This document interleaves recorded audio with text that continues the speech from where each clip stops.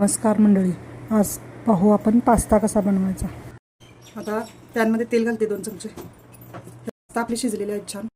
तेल तापलेलं आहे, त्यात जिरे घालायचे, कांदा घालायचा, भाजत आला की टोमॅटो घालायचा।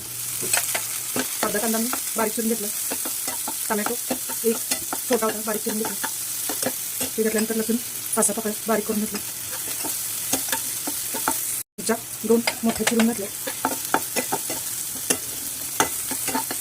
लाल तिखट घालायचं चमच्यावर, मीठ चवीनुसार घालायचं, कोथिंबीर घालायचं, 1 चमचा सोया सॉस घालायचा, चमचा टोमॅटो केचप घालायचं, तर मिक्स करून घ्यायचं। सर्व मिक्स झाल्यानंतर त्याच्यामध्ये मायक्रोनी घालायचं, एक छोटा चमचा घातला, मिक्स करून घ्यायचं।